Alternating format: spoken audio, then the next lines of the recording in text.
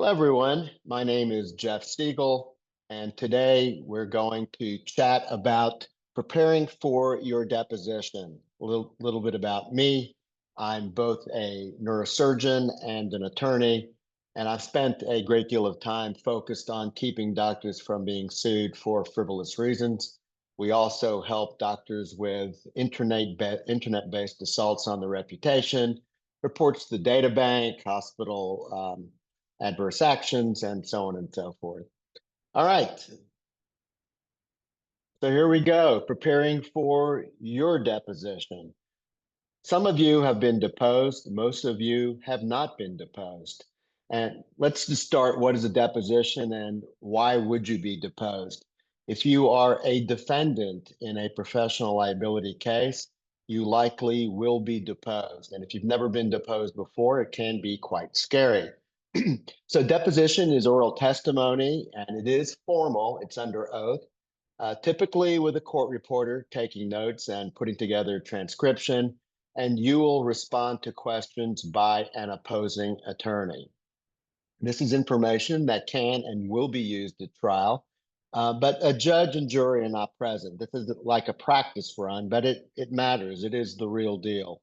So the only people who attend are typically the lawyers, your lawyer and the opposing lawyer, you, namely the witness, a court reporter, and you can have a representative attend. You can have someone participate. Well, it'll actually sit in, they're not participating.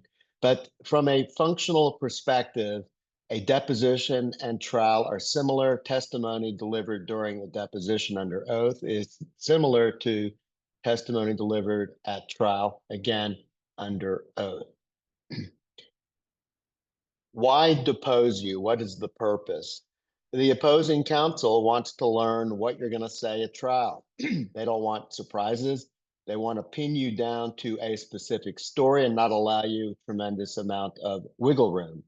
And if they catch you in a misstatement, they want to demonstrate that at trial, you're the type of person that can't be trusted. You're always changing your mind, changing your story. And even if this one statement was a faux pas, they should conclude that none of your testimony should be believed, meaning one mistake should mean that everything is a misrepresentation. And no less important is, how are you going to appear to a jury? What is your appeal? And if you deliver a unshakable, unflappable response or delivery where you're confident, informed, that goes a long way to letting the other attorney know that you probably have pretty decent jury appeal. And if the case is on the fence, if he's wondering whether he should take the case forward, a positive performance by you would discourage him going forward.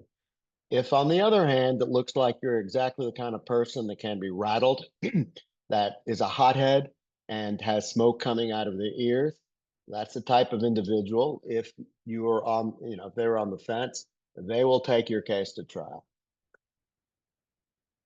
All right, so we're going to talk about some things, I guess, lessons learned and what to do and what not to do. You should think as if the judge and jury are there listening to your testimony. They're not there, but you should act as if they are in the room and that they are observing your behavior, listening to the back and forth, and ultimately deciding the case on whom they believe and actually like more. I know it shouldn't be about likability, but by and large, there's no downside to being liked by the judge and jury.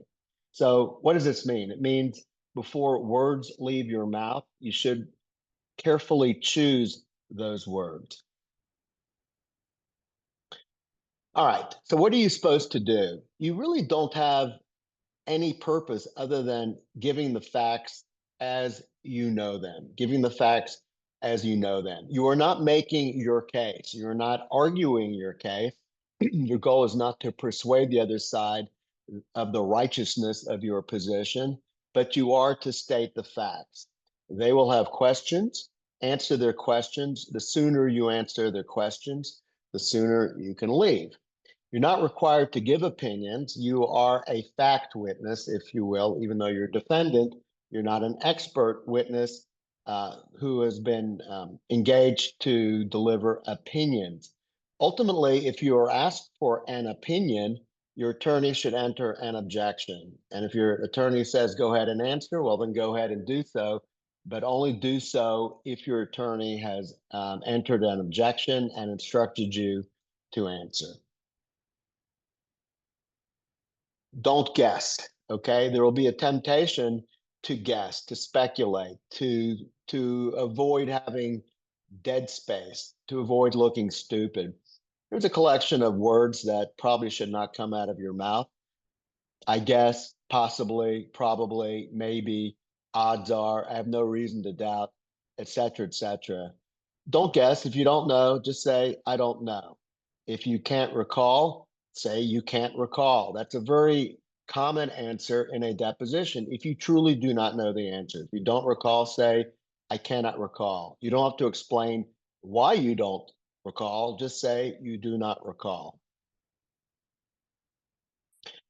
You don't have to explain or justify your answer. Again, give the facts, but make sure a proper question is asked. If a proper question is asked, give the facts. You don't have to elaborate unless asked about your answer. So sometimes a lawyer will look at you and he'll be expecting you to add to your answer. They may give you a collection of silent, or they may give you moments of silence where they're expecting you to fill in the blanks of silence. Just wait for the next question. You don't need, this is actually a trick that is used by many plaintiff attorneys, understanding and appreciating that most people are uncomfortable with long bouts of silence. But ultimately, he's there to ask the question. You're there to deliver an answer. If there's nothing but silence, well, wait, you just look up and say, is that a question, or you're waiting for the next question? You don't need to fill in the gaps with a long narrative. If you know something, you can give the information, but it should be information you have readily at hand. If you don't have certain information, don't attempt to give it. Don't look at anyone in the room and ask for a helping hand.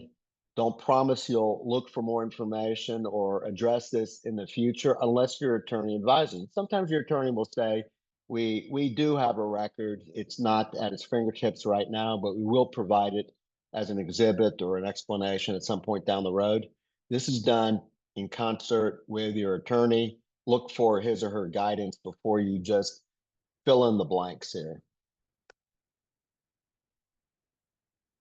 Sometimes the lawyer will give you a vague question, and you don't really have the facts of the answer to it. You can say, do you have any document, or have you had any document containing information related to the previous question? Actually, let me back up. The lawyer may ask you, do you have any document, or have you had any document containing information in the previous question? You're going to need to ask him what he's talking about. If he's asking if you have a document, ask what document are you referencing? Okay, don't voluntarily testify about that such documents exist, because they may not know about it and they're fishing. The time to fish is not at your deposition. If you don't know an answer, but you do know who does know the answer, stay silent. You don't have to tell the examiner unless he asks. And I love this statement. It was put together by a defense attorney who had a how-to primer on how to do a great deposition. Make the lawyer earn his money by asking the appropriate follow-up questions. Do not do the attorney's work for him. That means the adversarial attorney. All right, don't reach for notes unless document presented by the other side properly and approved by your attorney. The purpose of a deposition is to learn facts to which you can testify, either one of the two, that it's of your own knowledge, free of documents, or the help of documents that were properly placed before you and identified in the record. Let me repeat this because this is really important. Purpose of a deposition is to learn facts which you can testify either based on your own knowledge with no helping documents necessary, or with the help of documents that have been properly placed before you and identified in the record.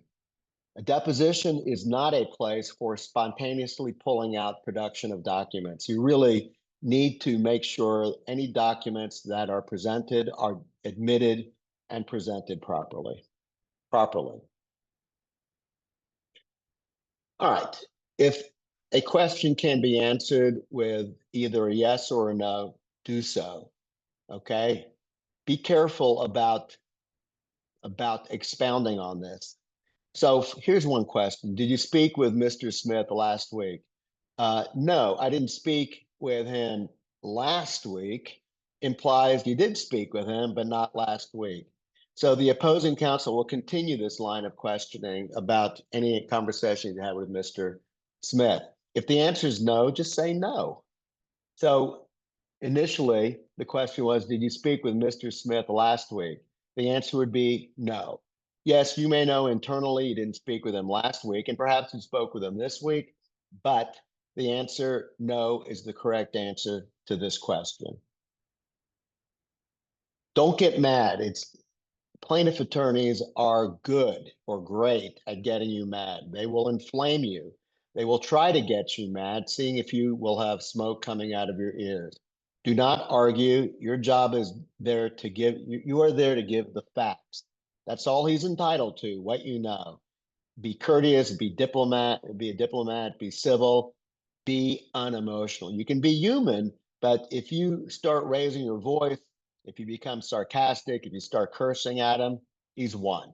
There's no reason to give them an easy victory here. If your attorney talks, slow the process down. Stop. Your attorney's speaking for a reason. It may very well be to enter an objection, and you want to give him enough time to enter a proper objection. And then they'll tell you what he wants you to do. But if he says you can answer the question, then by all means answer the question, but listen carefully to what your attorney says before you take any additional action. If your attorney says after an objection, do not answer the question, do not answer the question. This may come up as an issue between the attorneys down the road in front of a judge, but right now, that's not your problem. Your problem is not to deliver any information that your attorney has told you not to deliver. And let me just give you an example of an objection to a question, and this is not uncommon. The other side will come out swinging. What is your name for the record? That's an easy one. No objection there. What is your social security number?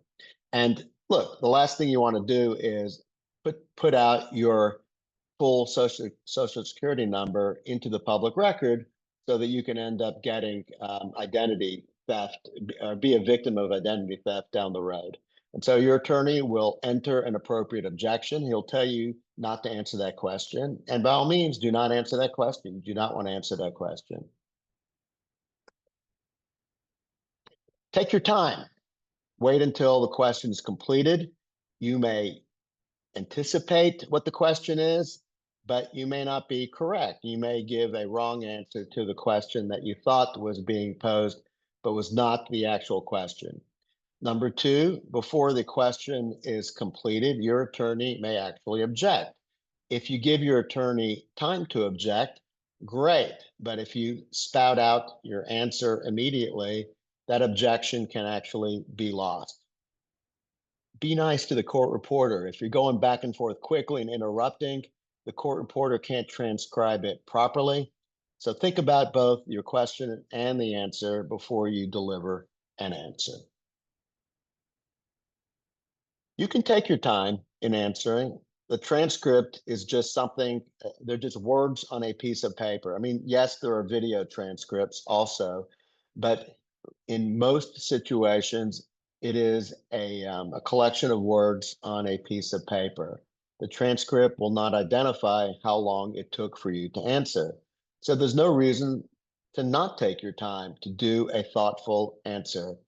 Take time to figure out what it is you want to say, and then you can get it out properly. You do not want to get into rapid fire questions and answers. Slow the process down. Take your time.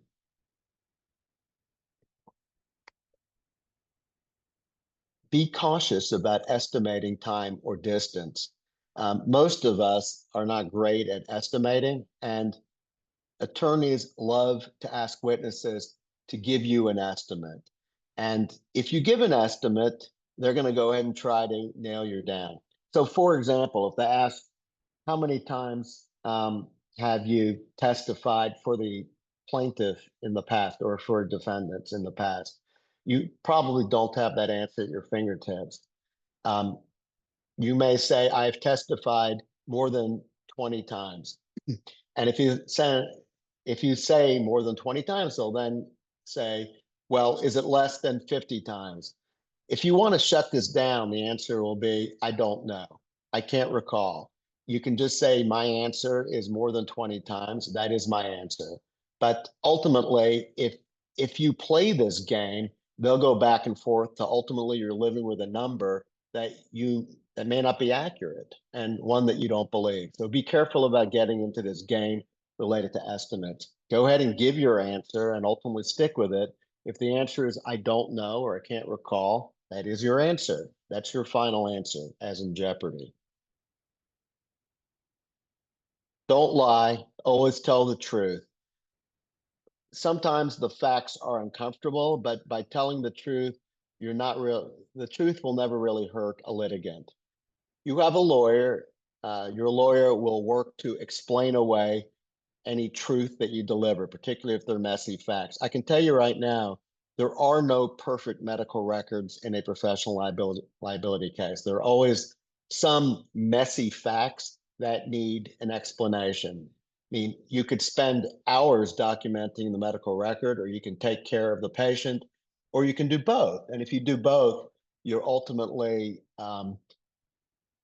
taking a shortcut, if you will, in terms of the documentation. The documentation shouldn't be the size of War and Peace because people don't document that way. But ultimately, document what you believe tells the story accurately, or at least honestly, and always tell the truth. Your lawyer will work with you to explain away messy facts. But what your lawyer cannot do is explain why you lied, why you fabricated information. And the problem with that is that a single lie will devastate your credibility. A single lie will allow the other side to say, you cannot be trusted with any words that come out of your mouth. Always tell the truth. And in advance of your deposition, if there are concerns that you have about things that may be in the record or your care, tell your attorney. Your attorney is there to make the best possible case based on the truth, based on the facts. He or she will argue in your defense, but it is very difficult to argue why you lied. So don't lie.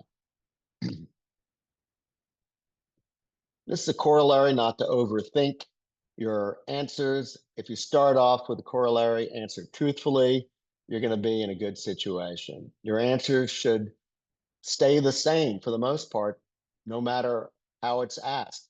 If you're answering truthfully, if you're not answering truthfully, you're going to have to remember what that lie was. And it's very difficult for humans to remember the lies that they have told.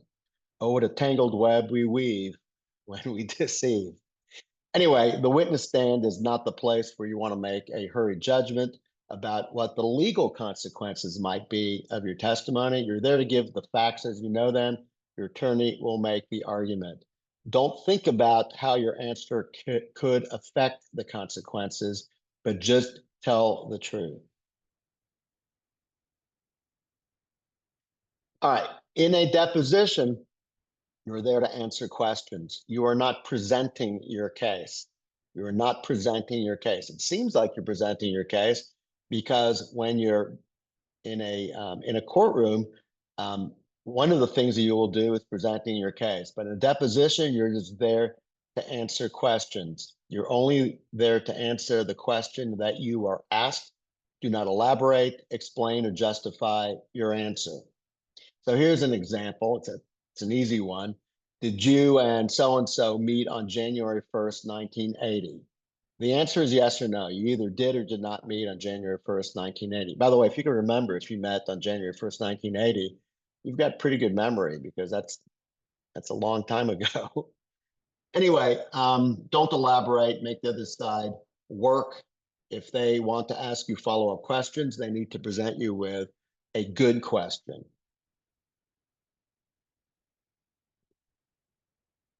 All right. Just remember, our memories are not perfect tools. We are not computers.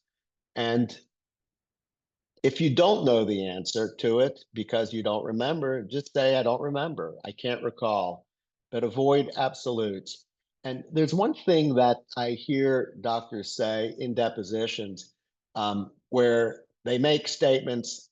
I would never do that. I have absolutely never done that under no circumstances, et cetera, et cetera. The truth is, we all make exceptions at some point to some things. So you would probably say something more likely, I generally don't do X and Y, or for the most part, it's not my habit to do, A, B, or C, as opposed to say, I never do A, B, or C. Because if it turns out they find a single counterexample to you doing A, B, and C, and just said you never do it, you're already proven to be a liar. So I would leave yourself a little wiggle room by suggesting what your tendency is, what you typically do, what you generally do, but not rely on an absolute. There's no reason to put your memory into play. I wouldn't say my memory is bad or I'm just horrible with remembering names, because they'll go to town and try to make some type of cognitive deficit the main argument in their case. Just say, I can't recall. You don't have to apologize or explain why you don't recall. You just do not recall. You do not recall. Um, so you don't have to say it's been 10 years. Obviously, I can't remember. Just say, I don't recall. Remember, the less you say, the better. You don't need to fill blanks of space, silent moments with noise. Just stop. The other attorney asks the question, you answer the question, then you move on to the next question. All right, the other side will often use a leading question to try and prep you for an answer. Isn't it true that, or isn't it more like? So they're trying to characterize your testimony, arguing their case, if you will. They're trying to get you to agree that something is true or not.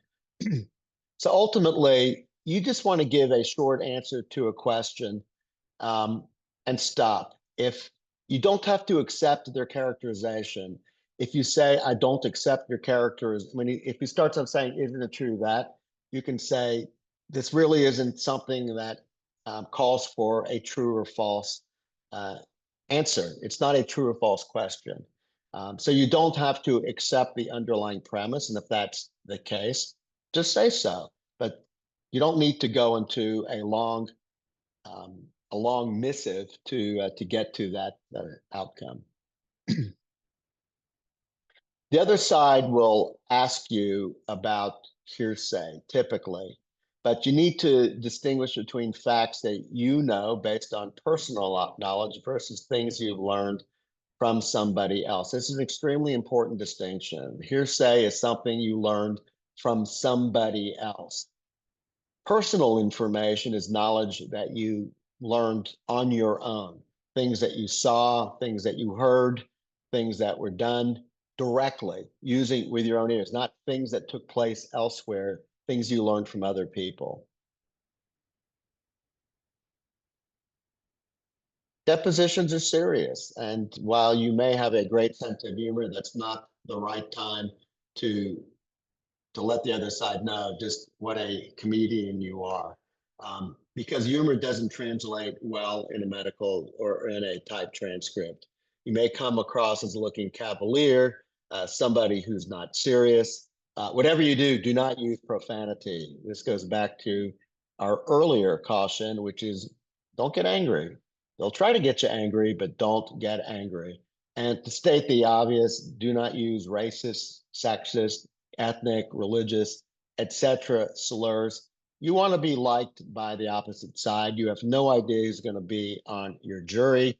So make sure you don't piss off the people before a jury is even selected.